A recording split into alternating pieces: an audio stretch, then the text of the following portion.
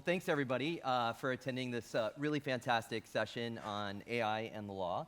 My name is Dan Hopkins. I am the Vice President of Public Sector for Eightfold AI, and with us today we have a mixture of experts that will be providing a lot of information about AI, law, fair use for AI too as well today. So I'd like to have them really quickly just introduce themselves, and we'll start over here at the end with Commissioner Sonderling. I'm Keith Sonderling, Commissioner of the United States Equal Employment Opportunity Commission. And what did you all do to have a law and regulatory panel at the end of the day? Jeez. That's what Eightfold thinks about all of you, so okay.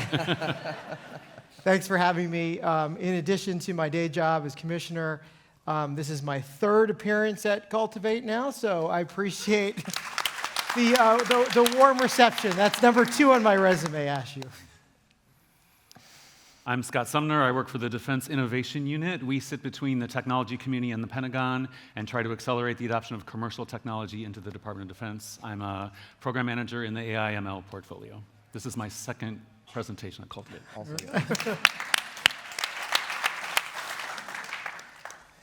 So I'm Gabriel Maldonado-Gonzalez. I am Secretary of Labor for Puerto Rico. This is actually my first time here at Cultivate, and just really happy to be here. We're really working hard to transform what we do as a government, and particularly in the Puerto Rico Department of Labor, and this partnership with Eightfold. As I will speak a little bit more about that in the following minutes. But it's been really crucial for us to be able to transform what we do. So we're happy to be here. Great, glad to have you. Commissioner Sonderling, we both live in DC. Let's start with you. In DC, there's not a lot that we all get along in DC anymore these days, except there's 2 things that I think is really How thematic. nice is it being out of DC? Nice air out here, the nice people. Friendly people everywhere, nice weather, no political environment. There's 2 things that are really sort of thematically that everybody does agree with in DC, and it's the sense of urgency with great power conflict and AI. I remember I was up on Capitol Hill about a year and a half ago and nobody knew what AI is, and now they all have AI experts on staff and advising them. There is a patchwork of guidelines that are being released, new legislation that's being introduced. Help us make sense of where we are in the regulatory cycle and what things are sort of emerging that we should all pay attention to. This time last year when Darren and I were on the stage talking about these issues, the regulation side of it wasn't the number 1 big ticket item. It was more still about how AI is going to impact the workforce, what are the positives, what are the potential negatives. And in a year, everything has completely changed.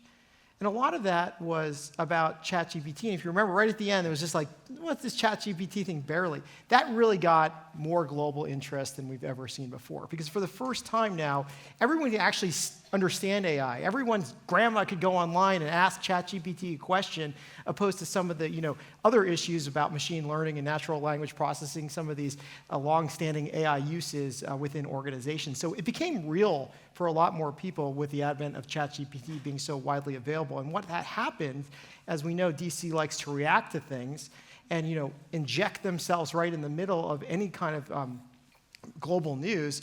You now see interest about regulating AI across the board, from Washington, D.C., from the House, from the Senate, from the White House, to state capitals, to even cities, to all foreign governments. And a lot of that is recent since last year. And what it's doing is causing a lot of chaos, which is what government officials sometimes do. Not me, of course. But in all seriousness, my concern about the rush for everyone to jump in this and want to be a part of this equation and start to regulate this, that may prevent, very smart people here in Silicon Valley from actually wanting to dive in and create these technologies if it's going to be over-regulated. And I've taken a very different approach to this from the beginning, and just saying that, what are we going to use AI for? Whatever particular purpose, whether it's in HR, whether it's finance, whether it's housing, there's going to be some sort of decision. And that decision, no matter what it is across all industries, is going to have some result, right? And that result, there's long-standing laws guiding how to prepare for making a proper decision, or if it's an unlawful decision, at the end of the day, there's still going to be a result of all these tools. Think about it in the employment context, which I obviously regulate. I haven't seen AI come up with a new type of employment decision yet, right? There's a finite amount of employment decisions: hiring, firing, promotion, wage training, benefits, et cetera. And now AI is coming into that equation, and it's either making that decision or augmenting that decision, giving more data point, but it's not making a new decision. So with the rush and the interests of regulating AI and putting new restrictions on this, but at the end of the day, there's still going to be an employment decision, and there's longstanding civil rights laws that apply to those employment decisions, whether it's humans or whether it's technology, and we're starting to lose sight of that with all the interest in regulating AI, whether it's under-regulating with more regulations, less regulations. So I see that's sort of the chaos that it's creating, and going to that point, not just for stifling innovation, but from the people, from the corporate side who want to buy these products. I just don't want that to be an excuse not to. Because if we don't move forward with AI, and as you all know, I'm very for the technology, of course, if it's properly used and doesn't discriminate. But if we don't move towards a technological process in employment decision-making, what are we going to be stuck with? We're going to be stuck with the way humans have made employment decisions, since the beginning of time. And, there have been issues with that. It's the reason my agency exists. It's one of the reasons why all of you, working in the United States, have some of the strongest civil rights protections in the workforce. So, there's obviously been issues where we need those protections, why we still have 80 to 100,000 cases of discrimination, why we collected almost $1.3 billion in the last 2 years. There's still an issue there. So we need to move forward with this progress, and that's sort of what's being chaotic now, with everyone wanting to say, well, let's tinker with it and put more regulations on it. Absolutely. And Commissioner, what I'm really hearing you say, I think, is that regardless of the technology, the focus should be on the existing laws. So whatever the technology is that an organization applies, as long as you abide by the guidance that has long been in place for over 30 years, that should be sort of the North Star in guiding you in adopting this type of technology in HR. Well, it has to be, because if we try to figure out as HR professionals or lawyers or anyone else, the actual technology, well, we need to see how the technology works. We need to understand it. We're going to get lost, right? Because that's not our specialty. Our specialty is making fair and equitable employment decisions. Yeah. And, with the push of saying, well, we don't understand how this technology works, and if we don't understand how it works, if we need these additional data, we need all these additional, transparency and tools. And there's different levels of transparency, but on the core technology, there's always such a rush to regulate the technology. If we only have the algorithms of big tech, we can show, that they're discriminating and they're making bad decisions. Well, to me, that's, it's a fairly big distraction from getting in an area that as HR professionals don't know, opposed to what HR professionals do know. Yeah. And that's, what are you asking the tool to do? What data are you using? Is it your workforce? Is it somebody else's workforce? What skills are you asking it to do? Are they relevant to the job? A lot of these basic equations that HR professionals have been doing their entire career, we can't lose sight of that. That's what the AI is helping us make those decisions. Instead of saying, well, it's technology, it's something we don't understand, so let's not even approach it. Or it's technology we don't understand, now let's overregulate that piece of technology. Those are all misdirections, in my opinion, going back to saying, what are our policies, procedures for making employment decisions within our organization before technology? Because guess what?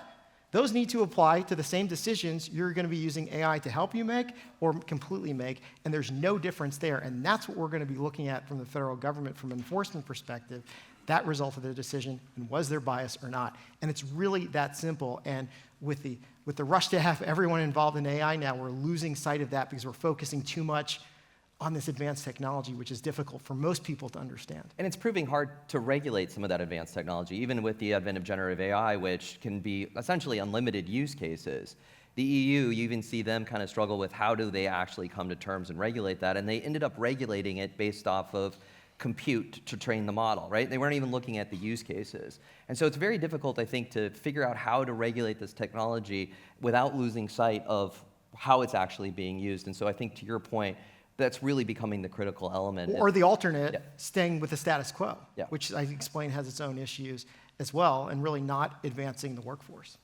You mentioned something real interesting about the ChatGPT kind of moving AI from the alchemists, data scientists in the back into the front users, where now it's more of a consumer-type technology. And Scott, at the Department of Defense, in many ways, the DoD is like every organization, except the stakes are a lot higher. They have really advanced security requirements and decision thresholds where they just can't get it wrong. And so I'm wondering, at the DoD and at DIU in particular, where you're at, how do you look at sort of more narrow-focused, traditional type of AI that's built for purpose versus some of these new emergent technologies that allow you to do kind of more things, that unlimited use cases? And is there more of a focus on making sure that you're selecting AI that's built for a specific purpose?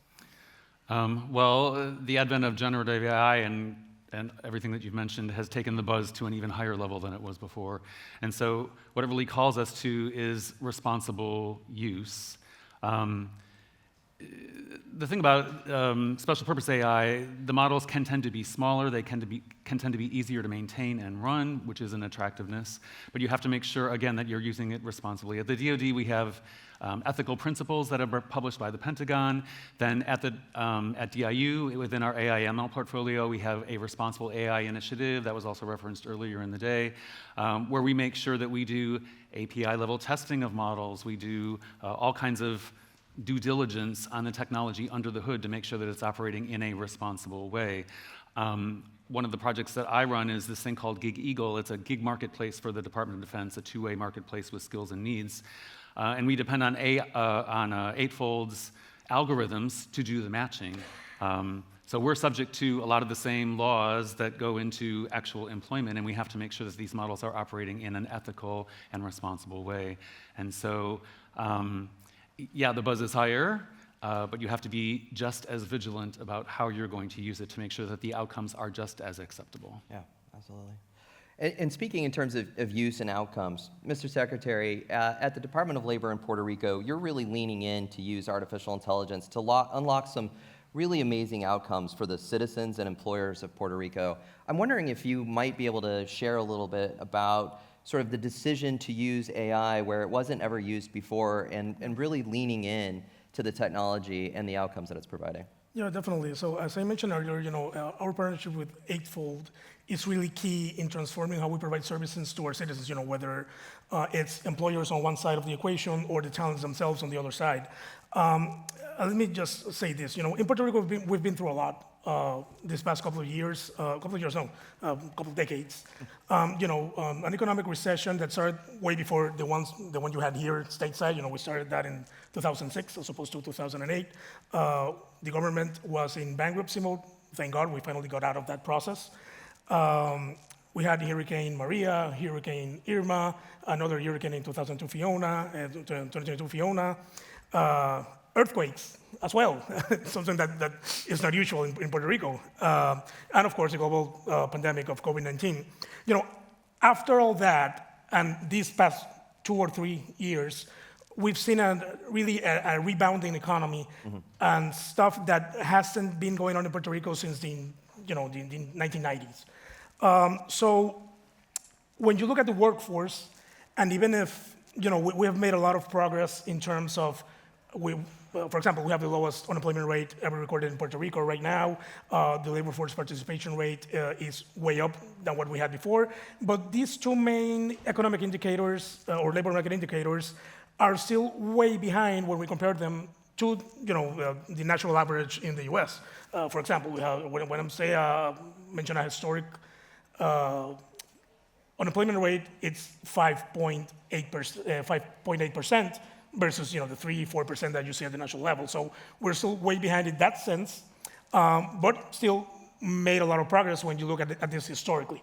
So I'm saying all this because one of the main things that the main challenges that we're seeing right now in terms of the private sector workforce is, as many of probably everyone here is facing in their respective industries or states where they come from, a really workforce shortage, right, after COVID-19 and everything that happened after that. So this really big challenge to attract and retain talent. So in Puerto Rico, that challenge is even harder when you take into account what I just mentioned in terms of the unemployment rate and in terms of the labor force participation rate, which is also lower than the national average.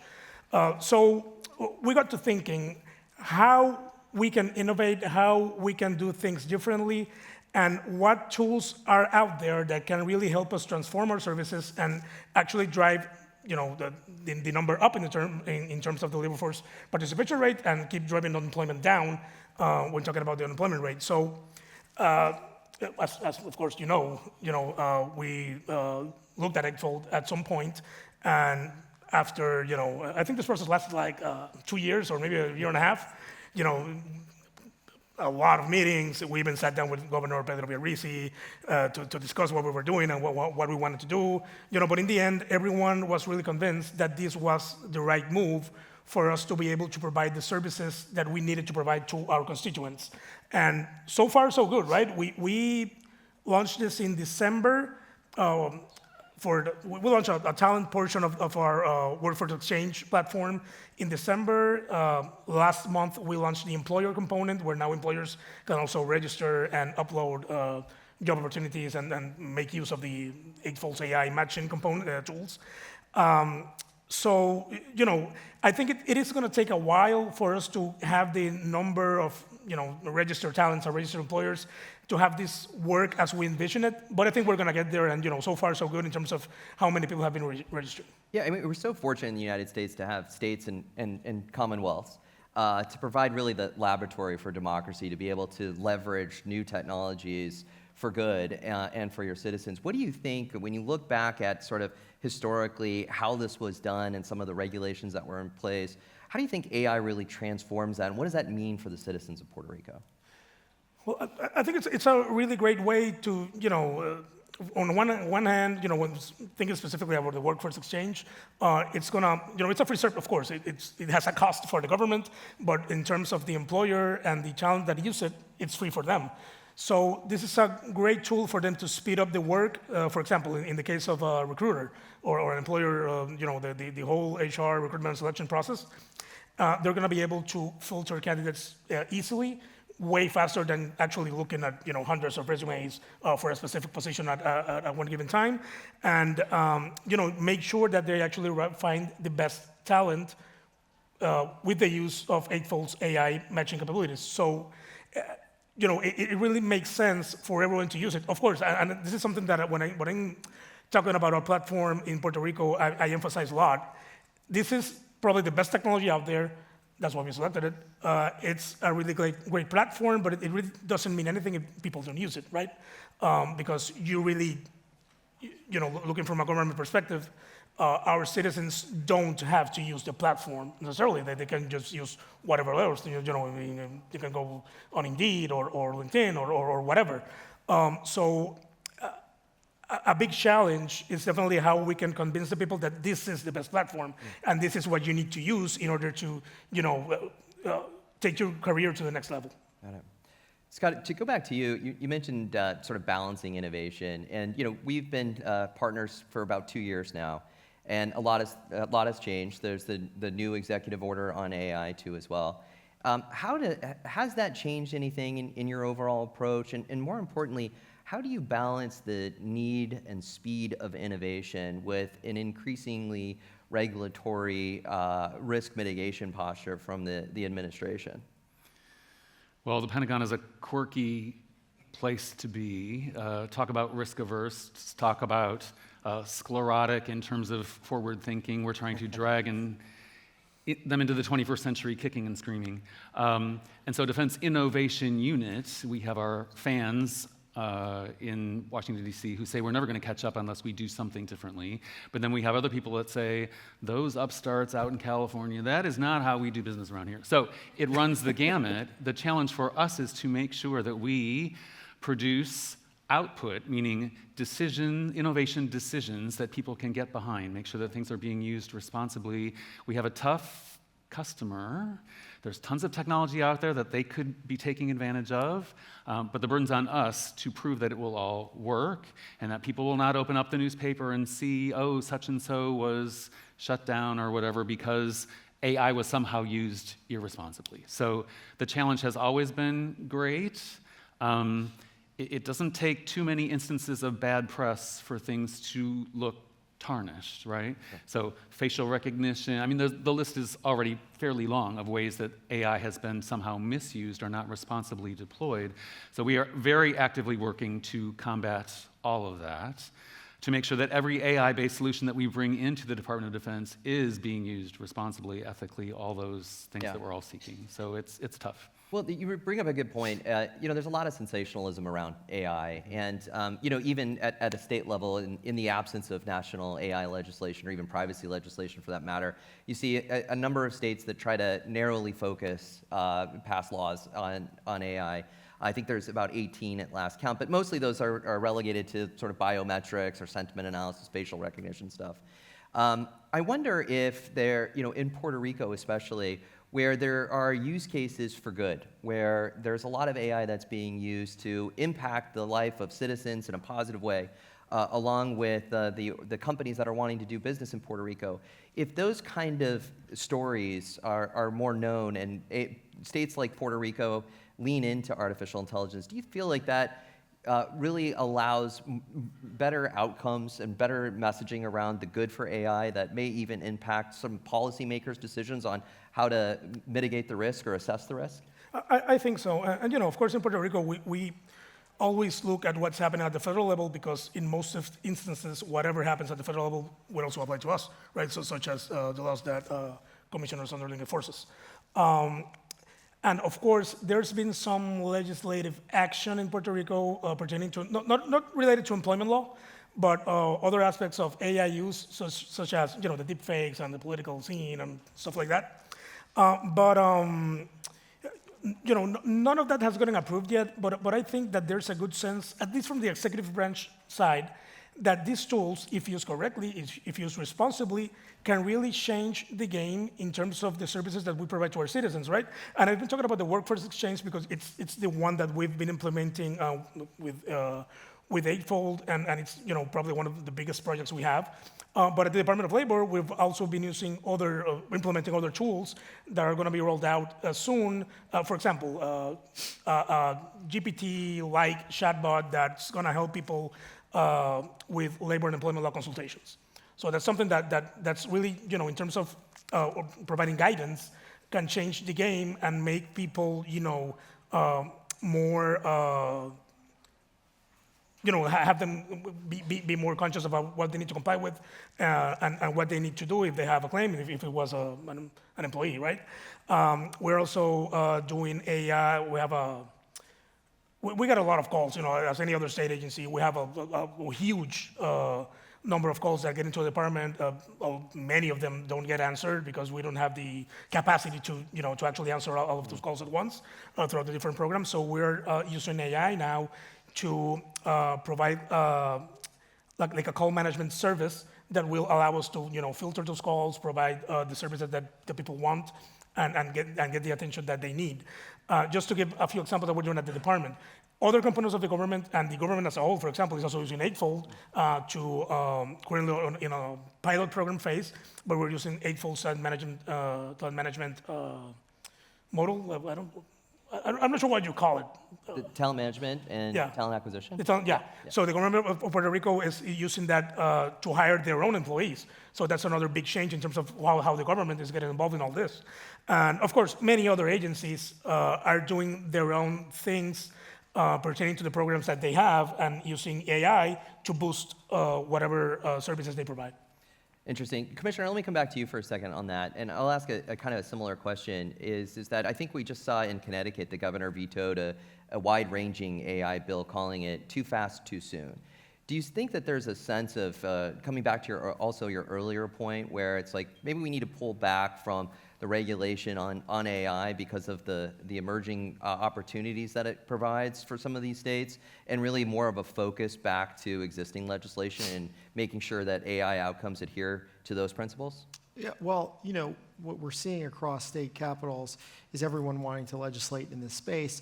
And for, multi-state, multinational, global employers, it causes a lot of confusion. But we've seen that a lot in other areas of HR. And in everything I talk about, with AI, I try to bring it back to the principles of, HR and what you're all dealing with. So, think about the issues with pay transparency, right? So Colorado, California, New York, a lot of states started dealing with pay transparency. And then at some point, you need to make a business decision saying that, okay, well, are we going to have completely different separate systems in Colorado, California, New York, in Washington, we're required to actually be doing these pay transparency laws, opposed to Florida or Texas or other states that are not going to have those? Are we just going to need to make that decision to comply when state standards become really national standards? And sitting here, in California, obviously where they like to legislate and they like to sometimes think they can make more laws than Washington, D.C., because they do, I think it's really paying it. Yeah, it's the only place I'm really not as big and bad as I am everywhere else in California. That's fair. I actually think Puerto Rico is worse in that sense. You were very welcoming to me when I came. He's got a governor change. Yeah, So. but in that sense too, I mean that's what you're all going to have to be dealing with. So whether it's the EU AI Act out of Brussels, which is really going to impact a lot of employers in this room, or New York City's local law 144, or some of the California's, Connecticut proposal, Colorado has a bill really at the governor's desk soon about regulating AI. When are you going to have to start making those compliance decisions, saying, well, this is where it's going nationwide and globally, and what can we do now in absence of federal regulation, in absence of that federal standard, to start complying with this and building these infrastructures and programs that we can use across all the jurisdictions where we operate? And having studied all of these proposals, what you're seeing is a lot of similarities. I think legislators are running out of things of how to make new requirements for AI. So what you're starting to see is disclosures. Yep. You're starting to see potential some consent laws about using AI from a consumer perspective. But critically, which I've talked about since the beginning, you're starting to see the push for audits, right? The pre-deployment audit, the yearly audits, all things which the EEOC has guidance on, which recommends auditing all your employment practices.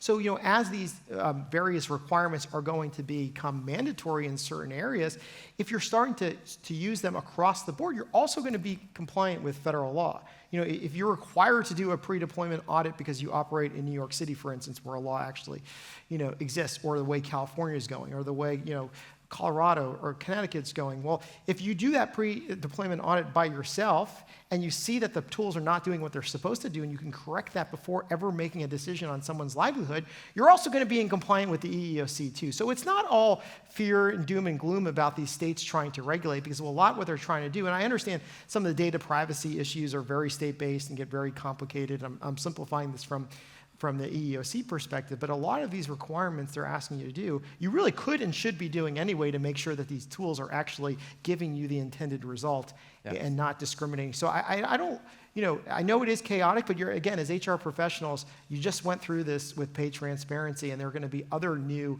protected characteristics added to states. Also, in some states, it's illegal to discriminate on statuses that are not covered under federal law, but you as employers, being responsible employers, include those in the protections within your organization. So then it crosses in from the strict legal compliance from operating at states to what are the principles, policies, and ethics of our company. And just because it may be legal to discriminate against somebody in this area because it's not covered under federal law, but states have filled those gaps, you may have the policy and procedures and add that in your handbook, which is a lot of employers are doing it as well. So, a lot of it you've been through before, you're going to continue to go through, but definitely it requires you to pay attention to what the states are doing. But fortunately, as I study everything, you're starting to see really it start to level out. That's interesting. And you mentioned the EU AI Act. I know you were just over at the HR Tech conference in Europe. Can you talk a little bit about the EU AI Act, and in particular, I think that what an impact is or would have on at least American companies too, as well, if any, and also are there things, a part of that act that you see as sort of inspirational or as good practices that you might want to see actually applied here in the U.S. And then lastly, I noticed that there was a concept of, you talked about putting some additional sort of measures on organizations to become compliant. One of those in the EU AI Act was it was AI literacy. And so I'm curious to you, what does AI literacy mean in terms of organizations that adopt AI? Well, I look at it again from a compliance perspective. I don't look at it from the perspective, because it's not my agency, about Sure. how do we upskill our employees to actually learn and become prompt engineers. So, so from my perspective, it's a little different in saying, okay, what is AI literacy from a compliance perspective? And watch how I spin this. It's building the infrastructure about responsible use of AI. And I've talked about this really predominantly in my speeches because I think this is so important just to set the tone. So much of it is about global policies for organizations. And I like to use the example of sexual harassment policies. And you're saying, well, what are we talking about sexual harassment here, at an AI conference? So, if you look about after the Me Too movement, which the EEOC obviously was responsible for enforcing and putting guidance on, you saw all these companies across the board put out statements from the CEO, from the board, saying, what happened has been horrible. We are going to fire a CEO. We're going to fire our board members. We're going to fire the biggest salespeople who have been harassing for years, and we've known it, but we've turned a blind eye. But now, because something horrible happened, we're raising it to stakes, and we're redoing our policies. Those of you in HR at the time know about all the money that went to compliance assistance and training and revamping policies and having open door policies to ensure you're not having a culture of sexual harassment in the workplace. And I think here, it's the same thing, with AI about, well, okay, why do the companies set that? Because they want to set the tone that you're going to be in a safe place to work. You're not going to be harassed. And if you are, you have, remedies, and we're going to fire the people violating the law. And I think what we're starting to see now, comparing that to AI policy, is that companies from the board level to the C-suite are now starting to talk about, and I'll use AI literacy, about what our company's ethics are related to AI, how we're going to use AI. And you see all the big tech companies have publicly said what their statements are. And they're all free, available on the internet. So if you look at what Microsoft has done, what Salesforce has done, Workday, AWS, every big tech company has put out their own guidelines about their own use of AI within their organization to the public. That's fair, transparent, and that's also very similar to what the White House did with the AI executive order, right? So you see a lot of common themes within saying, well, here are our principles. So I think it's important for all of you organizations out there, number one, to start at the macro level and say, if we're going to be using AI, of course we have to use AI, here's our principles, right? Whether it's based on the White House, whether it's based on big tech companies, and then, very much like HR handbook and policies, here's our specific use within HR. The micro level, and there's a lot of policies out there. A lot of organizations, whether it's been the EEOC, the OFCCP put out guidelines, Department of Justice Civil Rights, to the World Economic Forum, a lot of privacy groups in DC have put out very specific ethics principles about using AI in HR, and it's all available free on the internet. So I think that's where it needs to start, setting the tone to the public about your fair and ethical use of AI and lawful, and then internally as well for your employees to know that here's how the company intends to use AI, and if there's any misuse of it, that person misusing the AI is going to be fired just like if that person sexually harassed. So you see how I brought that all back? But I think it's really important, though, because we have all these policies and procedures within HR that you're familiar with. And this is why I really think HR can take the lead on AI governance across the board, which I talk about, because you're in a highly regulated area. And you have literally policies about pay, promotion, everything. And now we just need to amend those and bring AI into the equation so employees know their rights and employers know what obligations they're going to have to their employees. So that's what the angle I come from it. Incredibly important point. Yeah, appreciate that. Also the OFCCP just put out new guidelines on AI and AI use, and they provided a series of principles. I think they call them the promising principles in selecting a vendor. Do you have any point of view on that, or can you share? I know obviously different organization, but in terms of the spirit in which they're trying to capture, in terms of the guiding principles of forming organizations to use AI. Any thoughts on that? I think we're getting to the point where, every government agency, from the executive order, if you look at OMB's guidance too about what federal agencies should do themselves when procuring AI and what they should do for their own federal government employees, to very specific uses of AI, whether it's OFCCP for federal contractors, whether it's the EEOC, related to how are disabled workers going to be able to interact with AI, how do you test for AI, here are some of the longstanding issues, whether it's the FTC about some of the advertisement issues. I think what you're seeing now is guidelines from every agency individually in their wheelhouse, giving you a lot of principles. And this goes back to what I was just saying. the more that's out there, whether it's from the government itself or from these nonprofit organizations, giving you examples of what, complies with the law, what doesn't, giving you examples of questions you should ask the vendors, of what you should tell your consumers or your employees. It's going to be harder for all of you to turn a blind eye and say, well, either we can't use AI because, of the uncertainty, or we're using it and we're not adopting these ethical, lawful principles that are readily publicly available. So I think that's the key point. No matter what agency, no matter what industry you're in here, right? Although HR cuts across all industries, which is why I really pressure CHROs to take a bigger role in this. Look to what those governments are doing, and they're saying, and they're giving you guidelines, and incorporate those into your own practices. Because if you don't, there's really not going to be an excuse saying, well, this is new, or you haven't said anything, and that's just not going to work. So I would really closely pay attention and read every word of what these government agencies are doing, and they're doing in those question and answer formats like the EEOC has done, easy to read questions and answer. They're really trying to get rid of that legalese that you normally had seen historically with government documents. That's great. Well, in our final moments, I'd like to ask the users of AI, when we're talking about principles, as sort of the takeaways that you would like to leave the audience in terms of your own sort of guiding principles to think about in terms of AI. What's worked for you and what you'd like to share in terms of your overall journey? Should I start? Go ahead. Okay, so, basically, at least in the workforce exchange component, I think the fact that Eightfold, your core business is talent management, right? So for us, it was really reassuring to work with a partner who has compliance with all of these laws in mind whenever you're developing I'm not a big tech guy, but whenever you're developing your algorithms and all that leads to the AI behind Fit for purpose. Yeah. Yeah. So for us,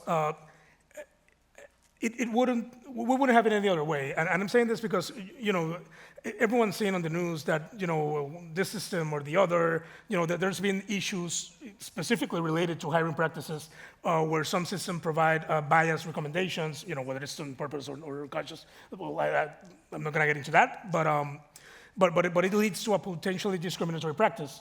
So, we wanted to avoid all of that while embracing AI. And so that's why, in that sense, for us, and this could be translated into a principle, for us it was very, very important that whatever we use in order to help employers hire or retain employees complied with, labor and employment law in general and avoid discriminatory practices. Absolutely. Scott, would you like to answer? Yeah, I would say if everyone's going to be deploying AI, then everyone has to be AI literate. I would even say AI fluent. The bar is going to be set pretty high for how this stuff is deployed and distributed. At DIU, we set the bar pretty high anyway. We help make vendor selection decisions, for example, to solve national security problems. That's a pretty high calling, and so we'd better, if we're going to be up to that level of scrutiny with all the decisions that we make, we better be holding the bar pretty high for ourselves. I'll also just do a 30-second infomercial. I'll be a little self-serving here. If you are a reservist or National Guard, I highly recommend going to gigeagle.mil. It's the two-way talent marketplace that we have built based on AI, Eightfold technology. It's a gig marketplace for the entire DoD. You have to have a military affiliation to get on it.